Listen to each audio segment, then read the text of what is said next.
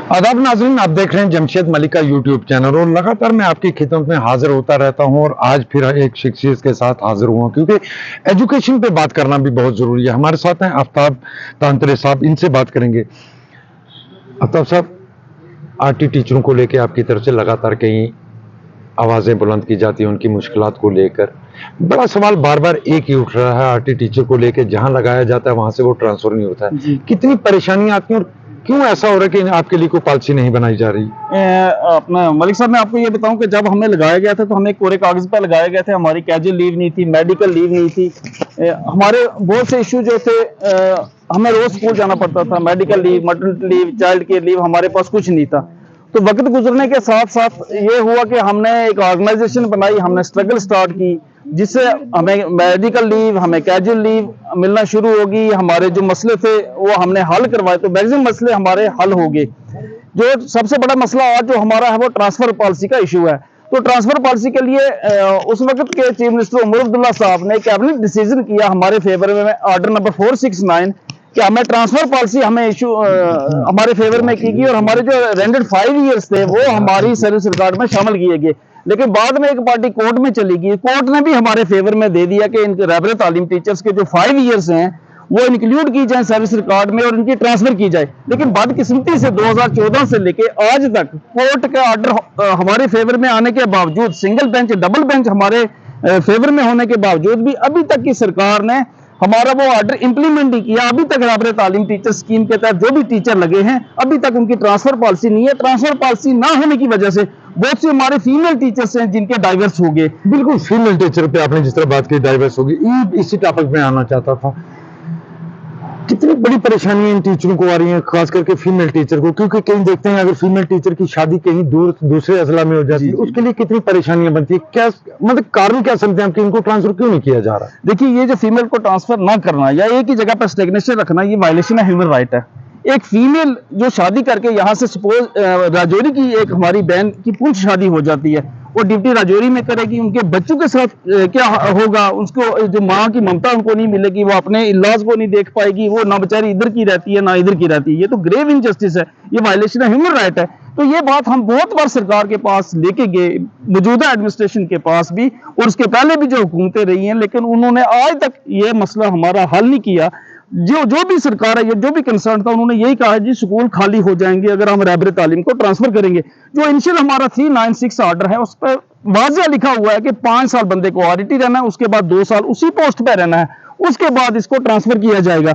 लेकिन बाद में इन्होंने मॉडिफाई किया, अमेंडमेंट की, तो हमें अभी तक वहां पर रखा हुआ है, जिसकी वजह से बहुत ज्यादा नुकसान है। एक तो 20 साल से हम एक ही स्कूल में काम कर रहे हैं, उससे भी हमारी जो चेंजिंग जब तक नहीं होगी, change is the law of nature, उसके भी खिलाफ है। तो हमारे साथ ये बहुत बड़ा इनजस्टिस है। तो अगर ये मसला हल करेंगे गवर्नमेंट या एडमिनिस्ट्रेशन, हमारा ये मसला हल करेगी, तो मुझे लगता है कि इससे भी एक रेवोल्यूशन आएगा, हमारी भी माइंडसेट चेंज होगा, हमें भी दूसरे स्कूलों में काम करने का मौका मिलेगा। एक साल एक जगह रहने पे एक जैसे बच्चे, एक स्कूल, एक ही पब्लिक। तो टीचरों के पास जो पोटेंशियल है, जो उनके पास टैलेंट होता है, अगर एक बंदा पीजी, बीएड, पीएचडी, एमफिल करके एक प्राइमरी स्कूल में काम कर रहा है, उसकी जो जितनी लर्निंग है, जितना उसके पास पोटेंशियल है, वो वेस्ट जा रहा है। उसके बरक्स अगर उसको वहां से उठा के किसी हाई सेकेंडरी में लगाया जाए, किसी हाई स्कूल में लगाया जाए, और जो 12th पढ़ा हुआ है वो किसी प्राइमरी स्कूल में जाए, इस तरीके से अगर सिस्टम होगा तो एजुकेशन डिपार्टमेंट में डेफिनेटली बेहतरी आएगी।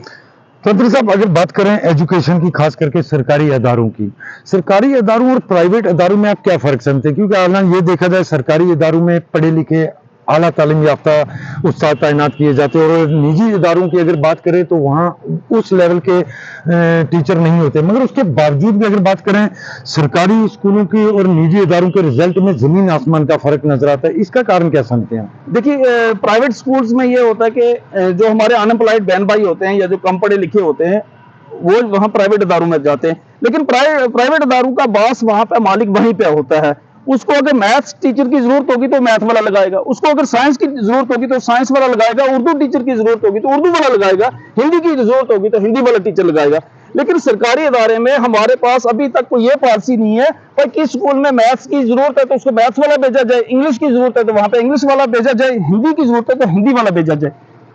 फेवरेटिज्म जो था ये यहाँ पे हैवी रहा है। सिर्फ इनको ये देखना है कि जो किसी बड़े आदमी का रिश्तेदार होगा जिसका कोई एमएलए या मिनिस्टर होगा या किसी और एडमिनिस्ट्रेशन का बंदा होगा, उसको टोन में रहना है, उसको असेसेबल में रहना है। जो बेचारा गरीब है उसको वही पहाड़ पर नौकरी करनी है, नीड कभी नहीं देखेगी। अगर अब जो है अब रेवोल्यूशन आ रहा है इंशाल्लाह, आप देखेंगे जो अब हमारा सिस्टम स्टार्ट हो गया। और 5% जो लोग थे हमारे वो स्कूलों में नहीं जाते थे, वो घर बैठ के सैलरी लेते रहे हैं आज से पहले। जब घर बैठ के जो काम करने वाले भी होंगे तो वो भी काम नहीं करते थे भाई, वो उसको सैलरी मिल रही है, उससे मॉरल डाउन हो जाता था टीचर्स का। लेकिन अब जो है एलजी एडमिनिस्ट्रेशन ने एक बहुत अच्छा फैसला लिया है नई टेक्नोलॉजी के साथ। अब क्या हुआ है कि आज टीचर को सुबह जाके सबसे पहले क्या करना है, बायोमेट्रिक अटेंडेंस करनी है। Primary, middle, high school, high secondaries में उसको बायोमेट्रिक अटेंडेंस करनी है। उसके बाद उसको जियो लोकेशन पे क्या करना है, अपनी अटेंडेंस करनी है मोबाइल पे। फिर तीसरे नंबर अराइवल साइन करना है। उसके बाद पिछले पहले ये हुआ था कि टीचर उससे बायोमेट्रिक अटेंडेंस अंगूठा लगाया और घर चले गए, काम किया, शाम को फिर आया अंगूठा लगाया। गांव में ये होता था। अब जो सरकार ने एक अच्छा फैसला डिसीजन लिया हमारी एलजी एडमिनिस्ट्रेशन ने, हमारे एजुकेशन के प्रिंसिपल सेक्रेटरी साहब ने, कि टीचर को क्या करना है, जियो लोकेशन, जो ही टीचर लोकेशन से बाहर जाएगा एडमिनिस्ट्रेशन को, हमारे जो ऊपर वॉच हो रहा है उनको पता चल जाएगा बंदा वहां से निकल गया है। अब बहुत जल्दी तब्दीली आने वाली। अब जो जरूरत है हमारे डिपार्टमेंट में वो ये करने की कि स्कूल की नीड के हिसाब से ट्रांसफर पॉलिसी बनाई जाए और जो अपॉइंटमेंट की जाए वो एक सर्वे करें कि मैथ्स टीचर की कितनी जरूरत है, हमें मैथ्स वाले लगाने हैं, हमें साइंस स्ट्रीम में कितनी जरूरत है, उतनी अपॉइंटमेंट की जाए। उर्दू की कितनी जरूरत है, उतनी हमें अपॉइंटमेंट करनी है। हिंदी की कितनी जरूरत है, उस हिसाब से अगर अपॉइंटमेंट्स होंगे, मॉनिटर प्रॉपर होगी। और जो हमारी प्रमोशंस हैं, हमारा होता ये है, हमारी प्रमोशंस में एजुकेशन डिपार्टमेंट जिस तरीके से रेवेन्यू में आपको पीएससी करके आपको क्या करना है, नायब तहसीलदार, एग्जाम पास करके तहसीलदार, एग्जाम पास करके आगे बढ़ना है। एजुकेशन डिपार्टमेंट में ये नहीं है। एजुकेशन डिपार्टमेंट में ये होता है कि बंदा टीचर लगा जी, सीनियरिटी आई, मास्टर बन गया, सीनियर हुआ तो हेड मास्टर, सीनियर हुआ तो जेडीओ। बंदे को कुछ आता है या नहीं आता है वो मैटर नहीं करता है। और बंदे को जब 10 बीमारियां लग जाती हैं, जब वो पहाड़ चढ़ ही नहीं सकता है, जब वो मॉनिटरिंग कर ही नहीं सकता है, स्कूल में जा ही नहीं सकता है, उसको जेडीओ बना दिया जाता है, उसको सीओ बना दिया जाता है। अगर एक्साइज की तरह, रेवेन्यू की तरह हमारा भी एग्जाम रखा जाए कि बंदे की 2 साल नौकरी हो गई है जी, अब कंफर्म हो गया, इसको एग्जाम में बैठना जी, एग्जाम क्वालिफाई करके इसको मास्टर बनाया जाए, डिपार्टमेंटल एग्जाम क्वालिफाई करके इसको जेडीओ बनाया जाए, डिपार्टमेंटल एग्जाम क्वालिफाई करके इसको सीए बनाया जाए।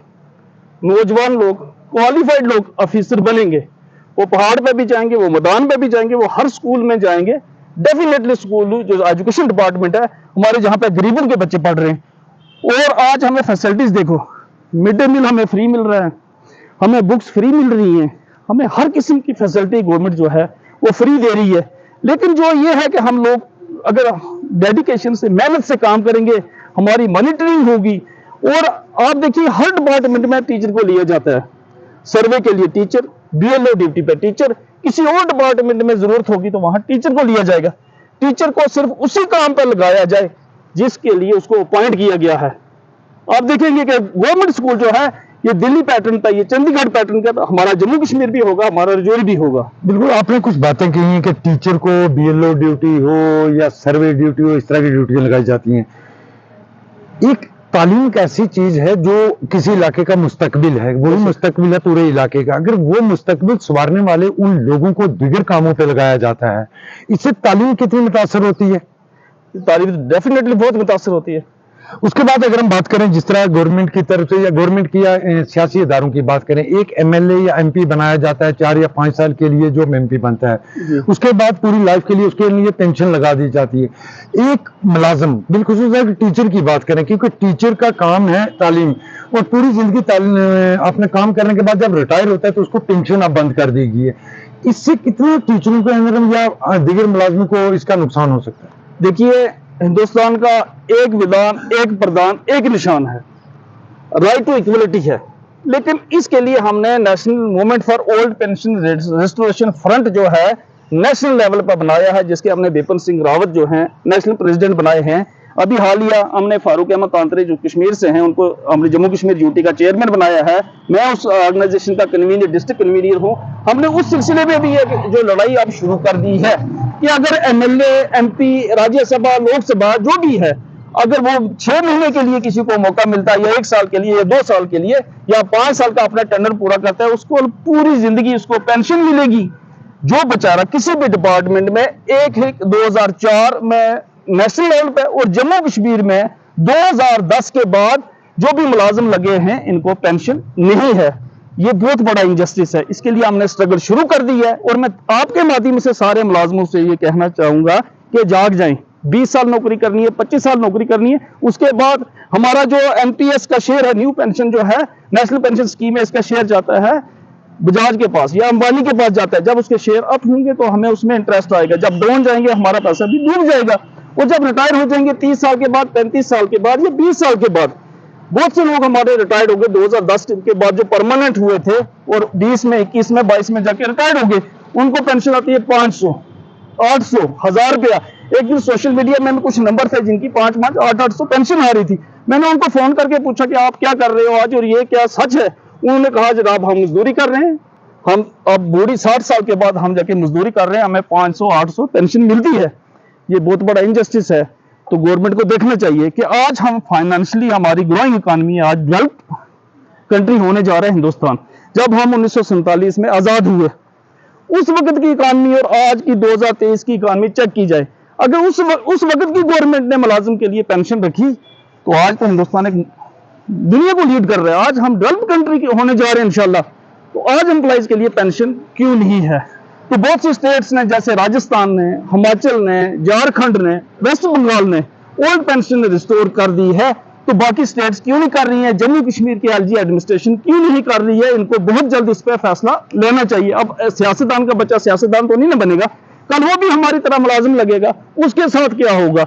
जो at the helm of affairs हैं उसको इस बारे में गौर करना चाहिए। पेंशन, हमारी जो ओल्ड पेंशन सिस्टम है उसको रिस्टोर करना चाहिए। तंत्र साहब, आखिरी 1-2 क्वेश्चन आपसे। 5 साल तक एक आरईटी टीचर लगाया जाता है, क्या जब आप परमानेंट हो जाते हैं आपको आरईटी टीचर ही करार दिया जाता है? अगर आरईटी टीचर नहीं करार दिया जाता तो फिर आपकी ट्रांसफर पॉलिसी में क्यों नहीं आती? क्या आपके जो परमानेंट किया जाता है इसमें ये चीज लिखी जाती है कि ये आरईटी टीचर ही है? असल में इस जो स्कीम थी ना, इसके साथ इन्होंने बहुत गलत किया। जब हमारा ऑर्डर नंबर 396 24/4/2000 को जो स्कीम बनाई गई थी, उस वक्त के चीफ मिनिस्टर फारूक अब्दुल्ला साहब ने रिक्रूटमेंट, डायरेक्टली रिक्रूटमेंट थ्रू एसएसआरबी पे बैन लगा के, जो पढ़े लिखे नौजवान थे उनको, आप मिलिटेंसी भी यहाँ पे थी, स्कूल गांव के बंद हो चुके थे, ताले लग चुके थे, पढ़ाई डिस्टर्ब हो चुकी थी, मिलिटेंसी पीक पे थी 2000 में, आपको पता है। उस वक्त सरकार ने कहा चलो उसी गांव का लोकल जो है वो 1500 के हकीर मुआवजे पे वहां लगाया जाए, और स्कीम 396 पे लिखा है कि जब बंदा आफ्टर 5 ईयर सेटिस्फैक्टरी सर्विस से 2 साल की उसको वहां पर रेगुलराइजेशन के बाद रहना है, उसके बाद ट्रांसफर होगी। बाद में इन्होंने ये ऑर्डर लगाया कि रहबर तालीम को वहीं से रिटायर होना है, इनको ट्रांसफर नहीं करना है। ये तो ग्रेव इनजस्टिस है रहबर तालीम के साथ। मतलब रहबर तालीम टीचर को प्रमोशन दी जाती है, प्रमोशन के बाद ही वो उसी स्कूल में रहेगा? जब प्रमोशन हो जाएगी, जब मास्टर ग्रेड में चला जाएगा तो उसके बाद वो किसी और स्कूल में जाएगा। लेकिन देखिए यहाँ पे प्रमोशन 2014 के बाद टिल दिस टाइम 2023 हो गया, एज पर CSR हर साल प्रमोशन होनी है। लेकिन आज कितने साल हो गए हैं? 9 साल जा रहे हैं, अभी तक कोई भी प्रमोशन लिस्ट नहीं हुई है। प्रमोशन पे भी रोक लगी हुई है, नई अपॉइंटमेंट्स भी नहीं हो रही हैं, स्कूल खाली हो रहे हैं, रिटायरमेंट्स हो रही हैं। ये इश्यूज तो हैं एजुकेशन डिपार्टमेंट में। क्या आपकी आखिरी सवाल आपसे, क्या आपकी ये जदोजहद जो आरईटी टीचर को लेकर पिछले कई अरसे से देखने को मिल रही है, आगे भी जारी रहेगी? इस जब से हम लगे हैं तो एक पढ़ा लिखा लॉट, सारे फ्रेंड सर्कल में, सारे यूनिवर्सिटी से, कॉलेज से निकल के हम एक साथ निकल के स्ट्रगल करने के लिए हमने हमारी जो डिमांड्स थी वो 98% फुलफिल कर ली है। अब हमारा जो बड़ा इशू है वो ट्रांसफर का है। उसके बाद सारे एम्प्लॉइज का जो पेंशन रिस्टोरेशन के लिए रहबर तालीम, आपको पता है कामयाबी कामरानी का नाम है, हमने जो भी बेड़ा उठाया आज तक हम कामयाब रहे, और इंशाअल्लाह ताला हमारी ट्रांसफर भी होगी और ओल्ड पेंशन भी रिस्टोर होगी। उसके लिए हमने स्ट्रगल पहले भी की है और डबल शिद्दत से अब स्ट्रगल करेंगे। बाकी मुलाजिमों का भी हमारे साथ कोऑपरेशन है, सपोर्ट है। Thank you sir. Thank you. ये तो हमारे साथ आफ्ताब तांत्रे साहब जिन्होंने बेबाकी से कई बड़ी बातें कही हैं, मगर बड़े सवाल जरूर इन्होंने भी उठाए हैं, क्योंकि एक गवर्नमेंट टीचर, अगर आरईटी टीचर को तैनात किया जाता है तो उसके बाद क्या वो पूरी जिंदगी एक ही स्कूल के अंदर ड्यूटी करेगा? ये बहुत बड़े सवाल है। हालांकि इन आरईटी टीचरों से कई किस्म के दीगर काम भी लिए जाते हैं, चाहे वो हम BLO के काम को देखें या दीगर कोई सर्वे के काम हो, उनमें भी इनको इस्तेमाल किया जाता है। बिलखुसूस राजौरी या पुंछ या खिताई पीर पंचाल के अंदर जब मिलिटेंसी पीक पर थी, उस वक्त वो स्कूल इन लोगों ने खुले रखे जिन इलाकों में बहुत ज्यादा मिलिटेंसी थी, मगर जिस तरह की इनकी मांगे थी या वो बिल्कुल जायज मांगे हम उनको कहेंगे, क्योंकि एक खातून टीचर जिसकी शादी कहीं दूसरे अजला में अगर हो जाती है तो वो उसके बावजूद भी वहां से ट्रांसफर हो नहीं पाती और उसी स्कूल में उसको ड्यूटी करनी पड़ती है। सरकार को इनकी तरफ जरूर तवज्जो देनी चाहिए, क्योंकि बिल्कुल इनकी ये जायज मांग हैं जो ये अपनी रख रहे हैं, क्योंकि ये लोग उन दूर दराज इलाकों में आज तालीम का निजाम बहाल किए हुए हैं जहां मिलिटेंसी के दौरान स्कूल भी बंद हो चुके थे।